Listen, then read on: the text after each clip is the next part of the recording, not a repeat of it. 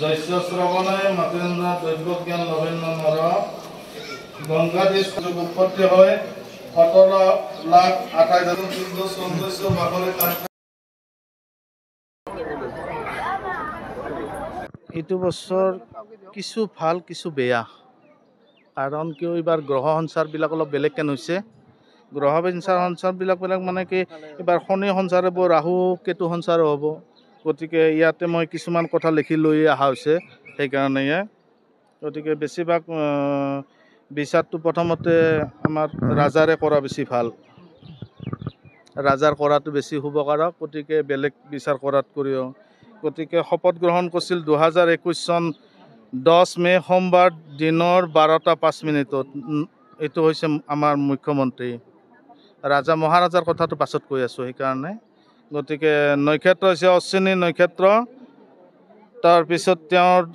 বৰ্তমান দশা চলি আছে শুক্ৰ দশা 7 নৱেম্বৰ 2026 চনলৈ আচলতে সৰ্বশ্ৰেষ্ঠ দশা লাগাত কৰি উত্তম দশা চলি আছে এইবাৰ কৰ্ম দশা তেওঁৰ তৃতীয়ৱতী ভাতৃ দশা গতিকে শুক্ৰ নিজ স্থানত নিজে আছে আৰু যি সময়ত তেওঁৰ জন্ম বা শপত গ্ৰহণ লৈছিল সেই সময়ত লগ্ন পৰি আছে সিংহ লগ্ন গতিকে অধিপতিও শ্ৰেষ্ঠ হৈছে যে লগ্নৰ অধিপতি গ্ৰহ হৈছে ৰবি লগ্নৰ ভাগ্যস্থানত তেওঁ তুংগী হৈ আছে লাগাত কৰি উত্তম লাগাত কৰি শ্ৰেষ্ঠ দশা শ্ৰেষ্ঠ হৈছে আৰু 7 নৱেম্বৰ 2025 চনলৈ যিমানখিনি শত্ৰুতা হৈ থাকিলেও শত্ৰু বৃদ্ধি কৰিব নোৱাৰে তেওঁ এইটো হৈছে দৈত্য গুৰু শুক্ৰাচাৰ্যৰ কাৰণে গতিকে শুভটো শুভ বুলি ক'বই লাগিব যিখিনি হৈছে গতিকে তাৰে পৰা দশাৰ পৰা লাভজনক হ'ব ধন সম্পদ লাভ কৰ্মৰ উন্নতি সম্পদ লাভ সন্মান লাভ আৰু প্ৰীতি লাভ হৈ আছে এইটোত গতিকে যিমান শত্ৰুতা আৰু এটা কৈছোঁ যে পুনৰবাৰ কোৱা হৈছে যে যিমান শত্ৰু বৃদ্ধি থাকিলেও শত্ৰু হ'ব নোৱাৰে তেওঁৰ গতিকে শত্ৰুবিলাক দমন কৰাৰ তেওঁ দশাৰ পৰা হেৰি হ'ব কাটা যাব কিন্তু তাতে এটা কিন্তু এটা আছে যে এইবছৰ গ্ৰহ সঞ্চাৰ হওঁতে অলপ বেলেগ হ'ব কাৰণ তেওঁৰ সিংহ লগ্ন শপত গ্ৰহণ সময়ত গতিকে ইয়াতে 14 আহাৰৰ পৰা ৰাজনীতিক ক্ষেত্ৰত সাৱধান থকাটো মংগলজনক বুলি কোৱা হৈছে কাৰণ 14 আহাৰত গতিকে 14 আহাৰত এটা হৈছে কি ৰাহু ইংলিছটো বেছি গতিকে 14 আহাৰৰ পৰা তাৰমানে ৰাহু আৰু কেতু সঞ্চাৰ হ'ব এইবাৰ শনি সঞ্চাৰ হৈছে বহাগৰ 5 তাৰিখে গতিকে ৰাহু সঞ্চাৰ হ'ব ৰাহু আৰু কেতু সঞ্চাৰ হ'ব ৰাতি 3:26 গতিকে লগ্নত কেতু আমি আচলতে লগ্নত কেতু থকা বুলি ক'লে মাথাত কেতু থকা বুলি কওঁ এইটোৱে কথা সপ্তম স্থানত ৰাহু থাকিব সপ্তম স্থানত শনি থাকিব গতিকে এইবাৰ শনি ৰাহু ইতিমধ্যে সংযুক্ত হৈ আছে গতিকে সংযুক্ত হ'লে সপ্তম স্থানত শনি পাব গতিকে ৰাজনীতিক ক্ষেত্ৰত সাৱধান থকা বুলিও আমি কোৱা হৈছে যে মাথাত কেতু থাকিব গতিকে নিজৰ ভুলত কাৰ্য নষ্ট হ'ব পাৰে ৰাজনীতিৰ ক্ষেত্ৰত আলিমুলি হ'ব পাৰে তেওঁৰ দেশৰ কিছুমান অশান্তি সৃষ্টি হ'ব পাৰে 14 আহাৰৰ পিছত কাৰণ সম্পূৰ্ণ 1 বছৰ 6 মাহ থাকিব তেওঁৰ গতিকে 1 বছৰ 6 মাহলৈ তেওঁৰ শুভকাৰক নহয় তথাপিও সাৱধান আমি সাৱধান মানে কিছুমান ক্ষেত্ৰত কিয় কৈছোঁ যে মাথাত কেতু থকাটো শুভকাৰক নহয় সপ্তম স্থানত ৰাহু আৰম্ভ হ'ব গতিকে ইতিমধ্যে ৰাহু শনি সংযুক্ত 5 বহাগৰ পৰা আৰম্ভ হ'বয়ে গতিকে আমি এটা কথা ৰাহু মানে কাল কেতু হ'লে কেতু পালে হেতুৰে বুদ্ধি নাক কৰে বুলি কওঁ আমি গতিকে কেতুৰ পৰা এতিয়া আমি কিছুমান কথা ক'ব লাগিলে যে তেওঁ কথা কওঁতে অলপ সাৱধান যে কথা কওঁতে নিজে ভাবি চিন্তি কথা কোৱাটো তেওঁ মোৰ মতে শুভকাৰক কাৰণ তাতে হেতু হৈ ৰ'ব পাৰে গতিকে প্ৰতিকাৰটো আচলতেতো পিছত কোৱাটো ভাল হ'ব নেকি এতিয়া বেলেগ পথ কৰি গতিকে কেতু যিহেতু মাথাত থাকিব সপ্তম স্থানত ৰাহু অষ্টম স্থানত শনি গতিকে 5 তাৰিখৰ পৰা শনি সঞ্চাৰ হ'ব গতিকে কিছুমান ক্ষেত্ৰত তেওঁ শত্ৰুতা বৃদ্ধি হ'ব পাৰে মানসিক কষ্ট খাব পাৰে শাৰীৰিক আমি এটা কথা কৈয়ে আছোঁ এতিয়াও বৰ্তমানো যে তেওঁ ওখ স্থানত উঠা বহা কৰোঁতে অলপ সাৱধান গতিকে পিছল খাই পৰিব পাৰে যান বাহনৰ পৰা সাৱধান তেওঁ বা নিজে কথা কওঁতে সাৱধান তেওঁ সপ্তম স্থানত ৰাহু আছে দেহাৰ ওপৰত বেছি লক্ষ্য ৰখাটো তেওঁ বেছি ভাল কাৰণ যিহেতু আমাৰ তেওঁ ৰাজা গতিকে তেওঁৰ পক্ষত গুৰুত্ব দিয়াটো বেছি ভাল কিন্তু মই এটা কথা দেখা পাই আছোঁ যিমান বছৰে আজি মানে গণনা কৰি আছোঁ কিছু পক্ষত শুভকাৰক তেওঁৰ এটা পক্ষ দি হ'ব তেওঁ দান ধৰ্ম শ্ৰেষ্ঠ যে দান ধৰ্ম শ্ৰেষ্ঠ পক্ষৰ কাৰণে যিমান আমি পাপযুক্ত কথা কৈও আছোঁ, সেই পাপযুক্ত গ্ৰহবিলাক কাটা যাব পাৰে, কাৰণ তেওঁ দান আৰু ধৰ্ম শ্ৰেষ্ঠ হৈছে। গতিকে দানত শ্ৰেষ্ঠ হৈছে, ধৰ্মত শ্ৰেষ্ঠ হৈছে। গতিকে কলিৰ যুগত দান ধৰ্মই শ্ৰেষ্ঠ, বেলেগ নহয়। যদি দান কৰে বা ধৰ্ম কৰে, পাপযুক্ত গ্ৰহ খণ্ডন হোৱা বুলি কওঁ। গতিকে সেইখিনি পক্ষৰ পৰা তেওঁৰ কিছু পক্ষত শুভকাৰক হ'ব। আৰু দেশৰ কথা হৈছে কি, বেছি ভয় লগা হৈ আছে এই বছৰত ভূমিকম্প, কাৰণ দ্বাদশ স্থানত মংগল ইতিমধ্যে বহি আছে। গতিকে অসমৰ বৰ্তমান লগ্নটো আচলতে এইবাৰ সিংহ লগ্নই হৈছে অসমৰো।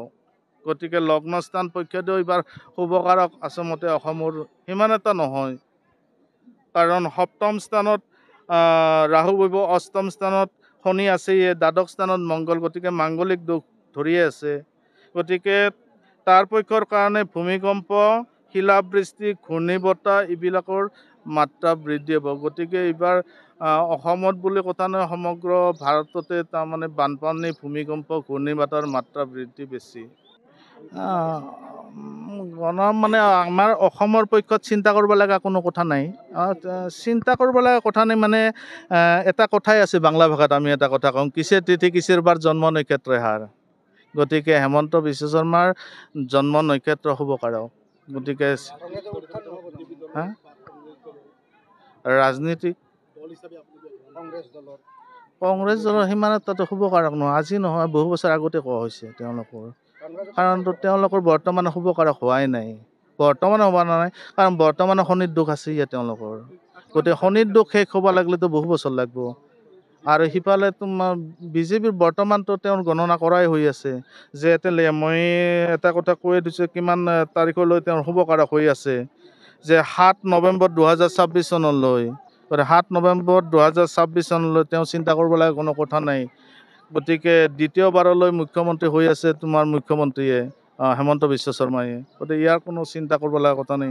ইয়াতে যিমানে কংগ্ৰেছেই হওক বা কোনো পাৰ্টিয়ে হওক, এগেইনষ্ট পাৰ্টি, গতিকে তাক ক্ষতি কৰাটো সম্ভৱ নহয়। তাৰমানে ইয়াতে ছাত্ৰ সন্থাৰ পক্ষত শুভকাৰক নহয় তেওঁলোকৰ, কাৰণ যিহেতু এইবাৰ বুধ পাপযুক্ত হৈ আছে, আৰু বুধে এইবাৰ ৰাহুৰ লগত সংযুক্ত হৈ আছে। একলাই ছাত্ৰ সন্থাই বুলি নহয়, অন্যান্য সংগঠনবিলাকেও শুভকাৰক নহয়।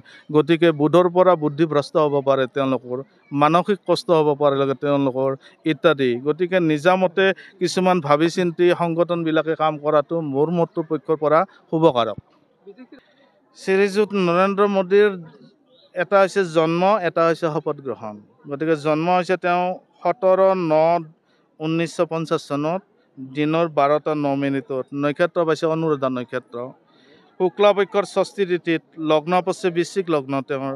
গতিকে লগ্ন শ্ৰেষ্ঠ সম্পূৰ্ণ, যে জন্ম লগ্ন বিচাৰ আৰু শপত গ্ৰহণৰ বিচাৰ তেওঁৰ একেই এই বছৰ, কাৰণ তেওঁৰ শপত গ্ৰহণটো বৃশ্চিক লগ্নে হৈছিল, যে 2024 চন 19 জুন, সময় সন্ধিয়া 7:23 ৰবিবাৰ, স্থান হৈছে নতুন দিল্লী, পুনৰবসু নক্ষত্ৰ, শুক্লা পক্ষ চতুৰ্থ তিথি।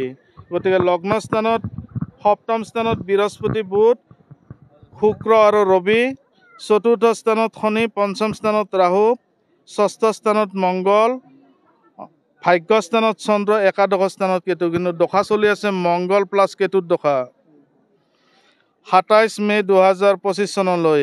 এইখিনি দিন শুভকাৰক নহয় এই দশালৈ। 28 মে'ৰ পৰা মংগল শুক্ৰৰ দশা আৰম্ভ হ'ব 27 জুলাই 2026 চনলৈ। গতিকে শাৰীৰিক আৰু মানসিক কষ্ট আছে। তাৰে মাজত এটাই কথা, যে 74 বছৰ 6 মাহ 28 দিন হ'ল আজিৰ তাৰিখলৈ। গতিকে বৰ্তমান তেওঁ ত্ৰিপাপৃষ্ঠত আছে কেতু কেতু কেতু সম্পূৰ্ণ। গতিকে কেতু পক্ষত অলপ এইবাৰ ভাৰতৰো সিমান এটা শুভকাৰক নহয়, কাৰণ ৰাজাত যিহেতু শাৰীৰিক ক্ষতি হ'ব বা মানসিক কষ্ট হ'ব, দেশৰ শুভকাৰক নহয়। গতিকে তেওঁ মানসিক কষ্ট, গতিকে দেশৰ কাৰণে কিছুমান ক্ষতিকাৰক হ'ব পাৰে। এইটো হৈছে কি, ত্ৰিপাপৃষ্ঠ আৰু দশাৰ কাৰণে। গতিকে বেছিভাগ তেওঁৰ শাৰীৰিকটো বেছি সাৱধান মানে লাগাত কৰি বেছি। গতিকে মানসিক কষ্টটো বেছি, কাৰণ গুপ্ত শত্ৰু বৃদ্ধিটো বেছি হৈছে। গতিকে তেওঁলোকৰ মাজতে কণ্ডলৰ সৃষ্টি হ'ব এইবাৰ, কাৰণ তেওঁৰ শুভকাৰক নহয় এইবাৰ। গতিকে শাৰীৰিক আৰু মানসিক ক্ষেত্ৰতো শুভকাৰক নহয়।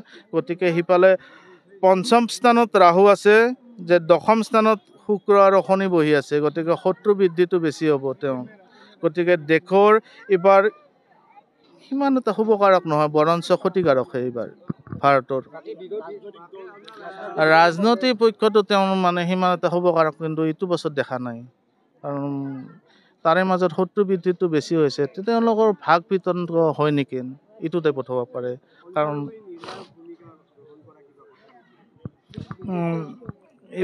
এইবছৰ বেছিভাগ তাৰমানে সংখ্যালঘুৰ শক্তিৰ মাত্ৰাটো বেছি।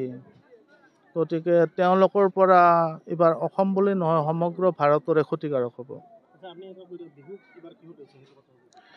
বিহুত এইবাৰ আহিছে আপোনাৰ বৃষভ বাহন, ময়ূৰ পিঠিত আহিছে। ময়ূৰ পিঠিত হিমালয় পৰ্বতৰ পৰা ব্যাঘ্ৰ চৰ্ম পৰিধান, বাঘছাল। উপপক্ষৰ পক্ষত মই আগতে কৈছোঁৱেই যে ধন সম্পদ লাভ হ'ব, কাৰ্যলাভ হ'ব পাৰে, সন্মান বৃদ্ধি হ'ব, প্ৰীতি লাভ হ'ব পাৰে, নানা পক্ষত সম্পদ বৃদ্ধি হ'ব পাৰে অসমৰ পৰা। কিন্তু মই এতিয়া বাৰ বাৰ এইটো কথাই কৈ আছোঁ যে 14 আহাৰৰ পৰা তেওঁ সাৱধান। চবখিনি কথা বেছি গুৰুত্ব দিব লগা সেইটোৱে কথা। গতিকে 1 বছৰ 6 মাহ থাকোঁ, নেক্সট বছৰত সুধিলেও মই সেইটো কথাই কৈ থাকিম যে 14 আহাৰলৈ তেওঁ বেয়া হৈ আছে। 14 আহাৰৰ পৰা 1 বছৰ 6 মাহ। গতিকে তেওঁৰ লগ্নটো সিংহ লগ্নটো সেইটো কাৰণে প্ৰতিকাৰটো হৈছে কি, এতিয়া 17 হিচাপত মই প্ৰতিকাৰ ক'ব পৰা নাই। কাৰণ এনেতে এটা বছৰত গণ্ডগোল গৈছে মোৰ হৈ নহয়। গতিকে প্ৰতিকাৰ মই সেনেকৈ প্ৰতিকাৰ এতিয়া তেওঁ আমি ৰত্ন হিচাপৰ কথা কৈ গৈছোঁ যে কেটচাইট ধাৰণ কৰাটো বেছি ভাল। গতিকে কেটচাইট ধাৰণ কৰাটোকেও লগ্নত কেতু থাকোঁ তাৰ কাৰণে।